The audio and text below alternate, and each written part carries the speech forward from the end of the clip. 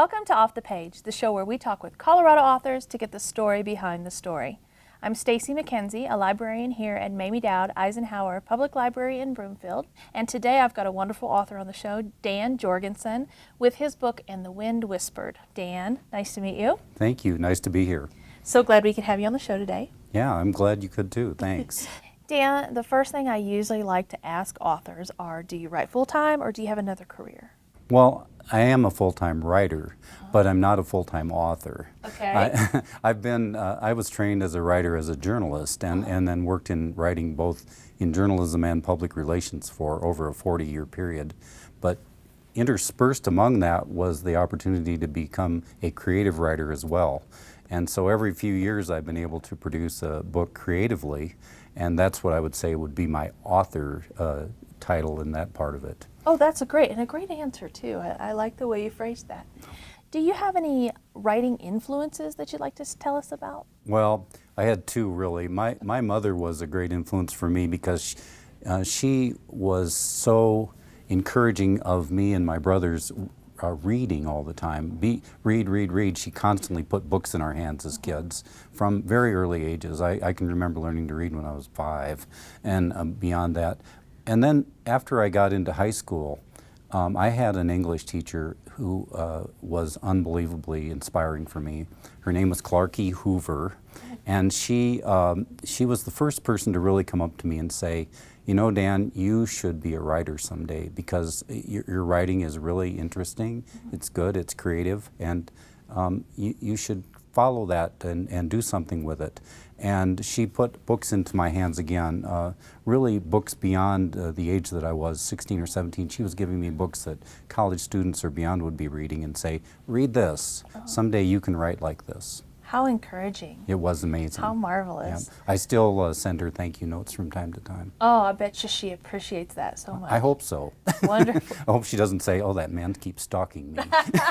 I am positive she doesn't. That's marvelous.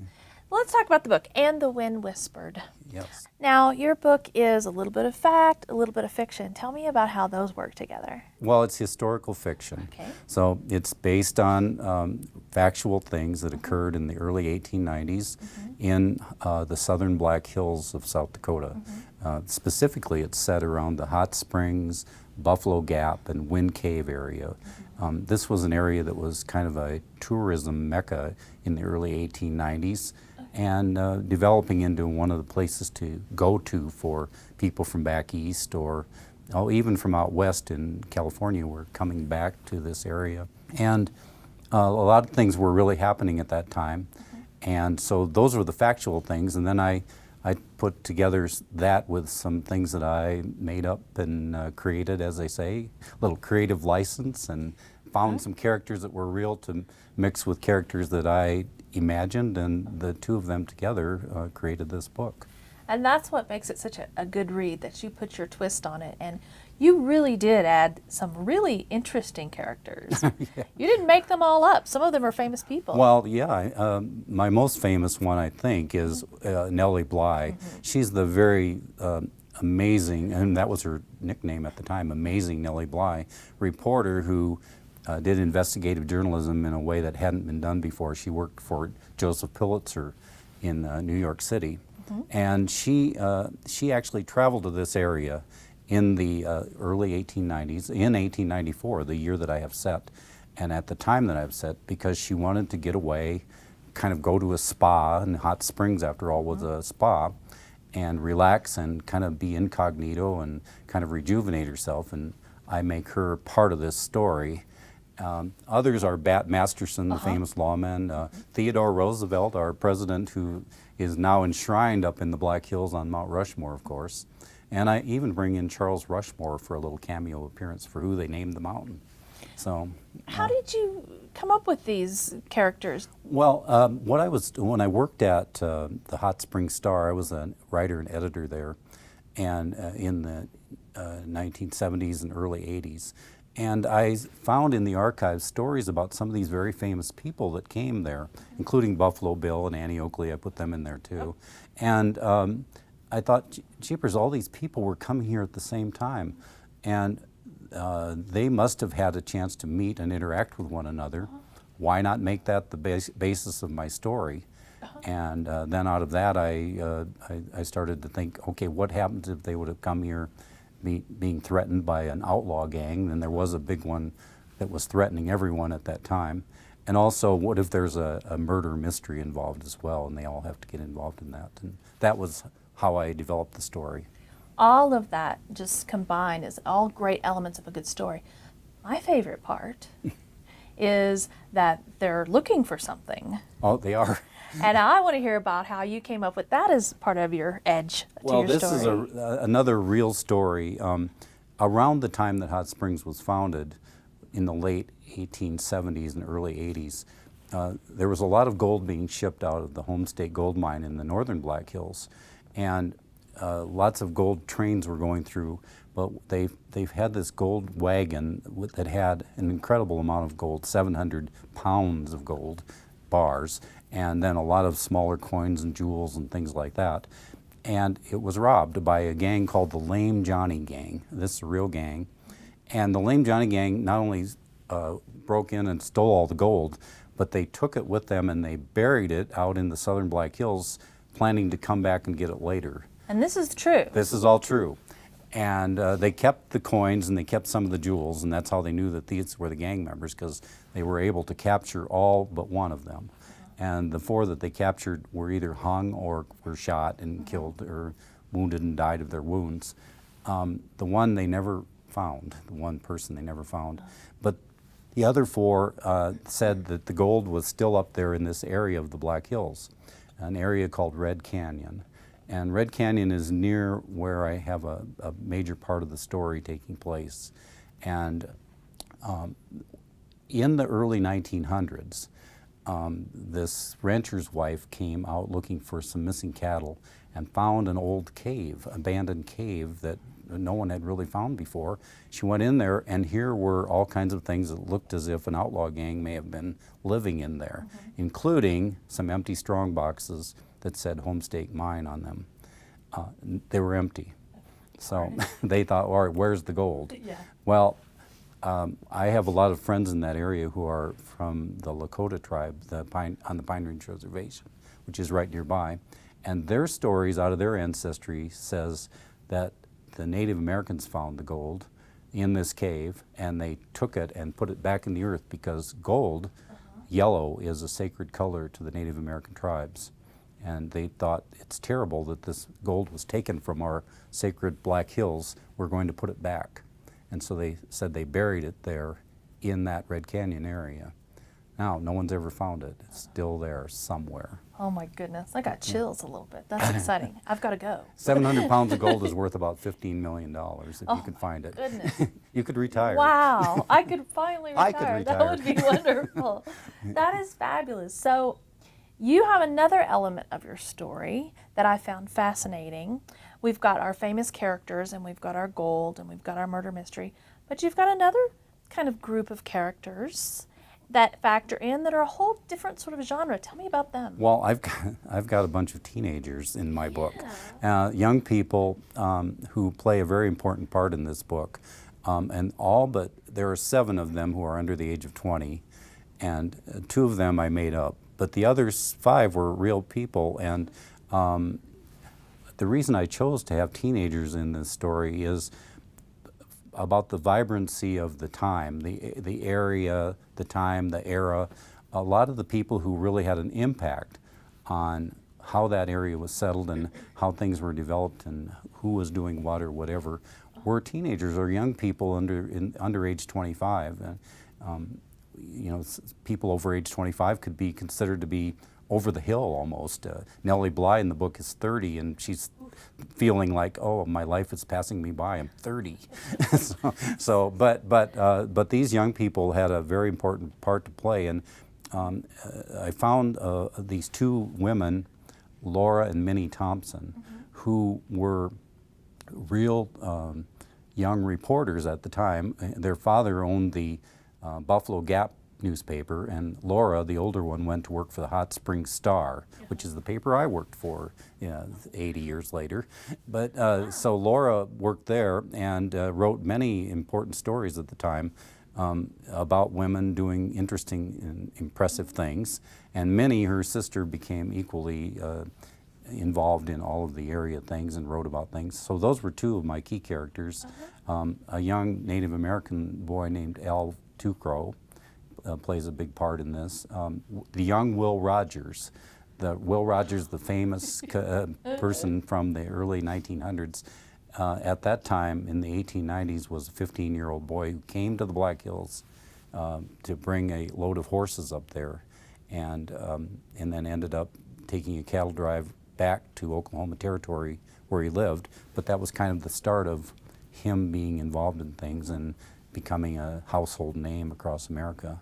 By the time he died in the 1930s, he was probably the most well-known person in the United States. Yes, Yeah. everybody should. But he was one of those, and there are others. Lots of young people. I have a young deputy sheriff who's under 20, and all these people that are involved in making things happen are young people. So The research you must have done for this. How did you go about making sure you got, what you needed to get correct? well, I was finding all these names as I was working for the Star and looking in the archives. There, I did find a lot of names of people, and I thought, I've got to learn more about this character or this person. I want to bring that person into the book. And so I just spent the time, I took a lot of time very meticulously researching, going through old books from the area, books of history that I found, books about the Black Hills and general things about the outlaw gangs that roamed the area, and making sure that I was being very true not only to the era but to the people that I was putting in that era. I think you were. I think so too. Yes, all that time and energy. With all of this going on in the book, and famous historical figures and murder mystery and a treasure hunt and even some young adults, Yeah. who would you define as the best audience for your book? Yeah, that one of the reviewers that took a look at this first said she found it hard to place this book into any particular box. She said, it's a historical fiction piece, it's an adventure story, and it's a murder mystery. And she said, I think it applies to all of those audiences, maybe even young adult, although there is some, depends on how the language part of it, there's a little bit of language because I do have outlaw gangs after all, and they tended not to say, "Oh shucks." Yeah, yeah. But otherwise, I think that I think a lot of young adults would like this book very much, and especially with the characters, they can relate to them, their age. But I think older readers, even people in their 80s and 90s, would enjoy this book because it reaches into things that they like to read about too. Right. And then the murder mystery crowd, I think, would love it. There's a definite mystery to solve and resolve, and they work together. People who like Theodore Roosevelt and his part that he played in the settling of the West, and Seth Bullock, I have, for the famous sheriff from Deadwood, comes into play and is part of the book. So all these people play an important part in it, and I think people would like that story. I really did see something for everybody in the book. So I don't know how you did that. Cross-genre. Congratulations on that. Thank you. Now, perhaps it is so good because it took you a little while to write the book. It did take me a while. I started really researching this book back in the late 70s and early 80s when I lived there, but over the years I just gathered bits and pieces and kept exploring. I had a folder about this thick, that I kept putting things in. My wife, Susan, helped me a lot with that. She was constantly on the lookout for things. We went back to the area a lot to walk the grounds and look at the special locations that we wanted to include in it, and make sure we were being true to the landscape and all that too. And then I finally really got serious about writing it in early 2009. In 2008, late in the year, I had a bad heart problem and ended up with a triple bypass operation. And the doctor said, you easily could have died. And so I came home and I said, if I'm ever going to write this book, now is the time. I've got to get going on it. That's what I call a writer's moment, I guess. Yes. and so I started writing, and started really putting it together and developing the story and moving it along and weaving the characters together and seeing how they would interact with each other. And so the serious final part of the writing was the last 2 years. But up till that, it was getting all the little things together and deciding how each chapter was going to be developed and move the story along. So. And all the best writers say the writing is the easy part, it's the next part that is the hard part. What happens after you write it? It's not done, right? Of course not. Yeah, the first draft is really that. It's a first draft, and even as you're writing it along, the way I tend to write a book is to write it, and then each day before I start writing again, to look at what I wrote the day before and make sure that it still makes sense. And sometimes you reach little walls where your characters just aren't doing what you want them to do, and that may mean that you've got them going in the wrong direction, and you need to think about, is there something I needed to do back earlier in the book, and go back and look at that and maybe change something so that what happens in chapter 3 really does make sense in chapter 30.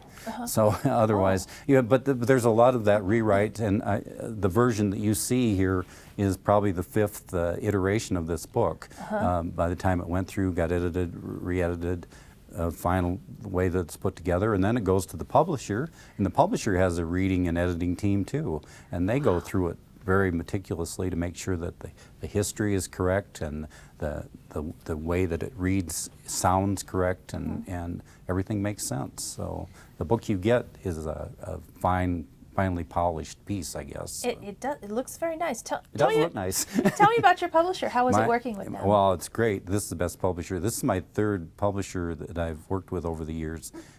Really the best one. It's located in Denver, Bygone Era Books, run by Daniel Willis, and he has done an amazing job in taking what I gave and going through, making a few suggestions here and there, or his reading crew said, maybe you should do this, or maybe think about changing this, and never demanding, just suggesting.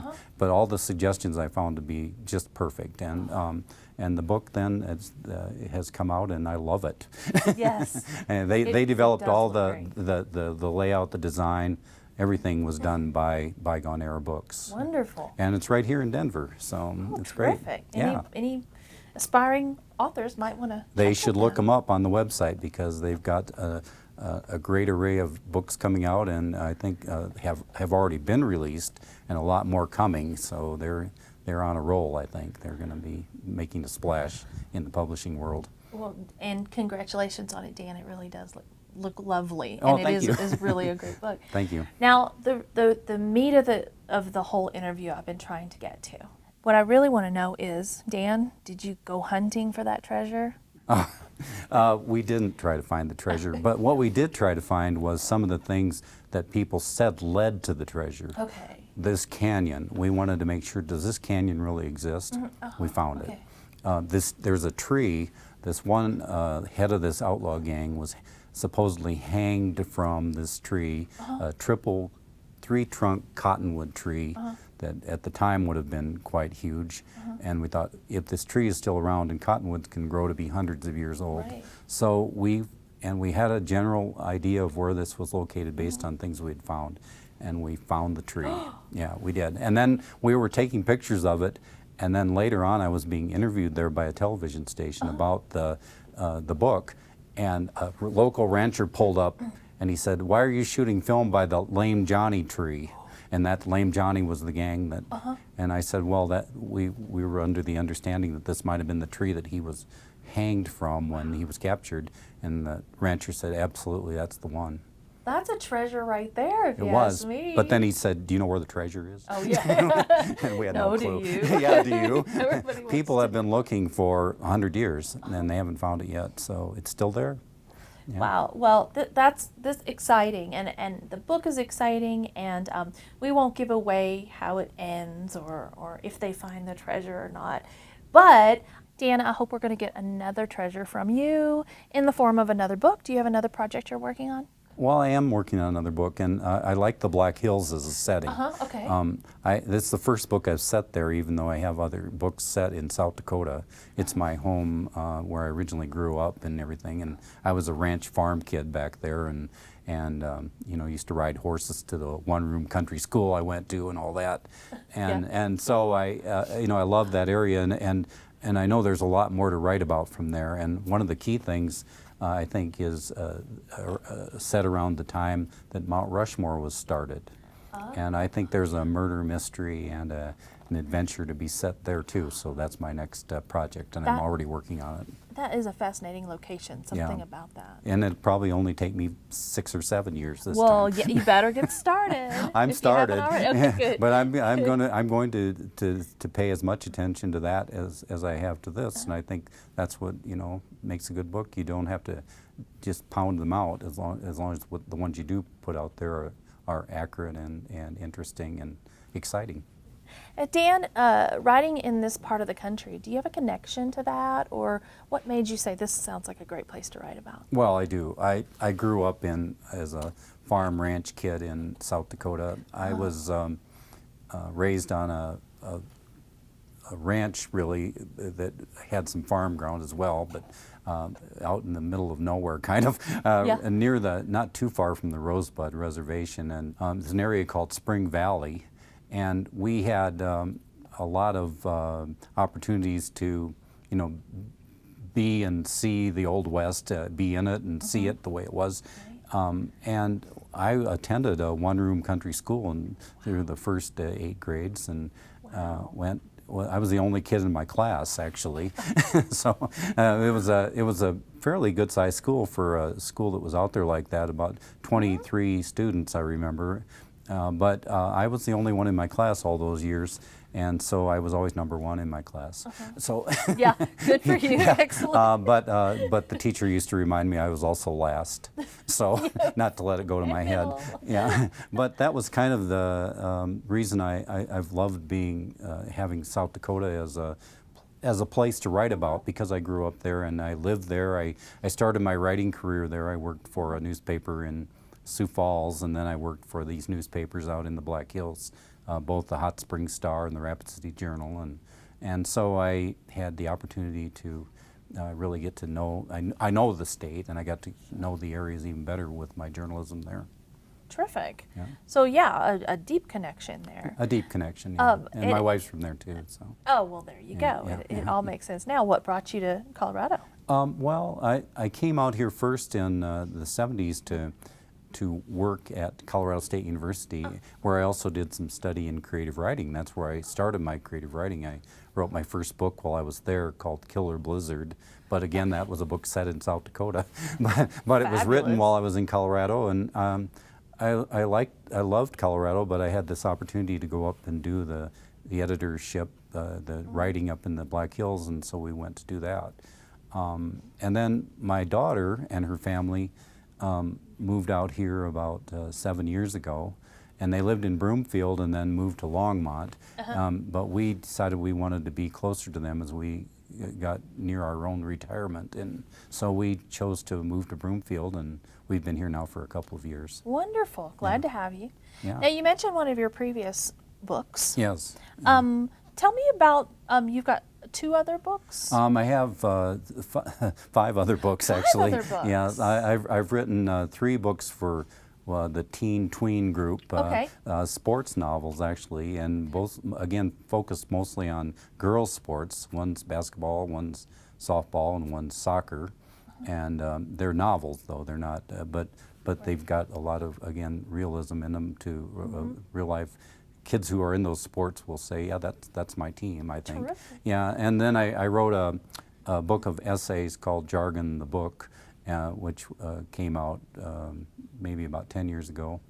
And then I also shared writing with a man named Roger Brandt, and we did a book on hiking trails for families in South Dakota.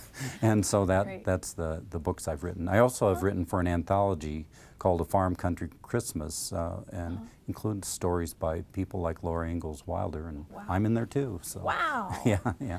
But so this is really a departure from what you've done before. It is. It's my first really venture into historical fiction, but it's something like I said, I've been interested in for many, many years, and been gathering research on for many, many years. So I thought, well, if I'm going to do it, I'm going to do it. But my earlier books were adventure or action type of things, and so I thought, well, I'll weave those elements in as well. So I have to ask you, like choosing your favorite child, which genre do you think you might stick with, or do you prefer? I prefer this one. Good, I you really, found I it. really do like the way this book has come out, and I like the way, I guess, that I've been able to do it, and to blend those elements together. It's something that I don't think a lot of writers do. They either get in one track or another, and I said, why not roll them together? And so maybe I'm creating a whole new genre here. I just don't know what it is yet. It seems like all of that experience has just led you to this. That's fabulous to finally feel something you really like. It's good, yeah. The other books have done well, and I enjoyed writing them, but I really have loved writing this book and putting it together and seeing how it came out. Wonderful. Dan, thank you so much for sharing this wonderful book with us. I really appreciate you coming and visiting with us. Well, it's been my pleasure, and I really appreciate the opportunity to be here. Thank you. Oh, we appreciate you. Okay. I'd like to thank my author today, Dan Jorgensen, for being on the show, and appreciated him talking about his book, And the Wind Whispered. Check your local library for the books talked about on today's show, and join us for more next time on Off the Page.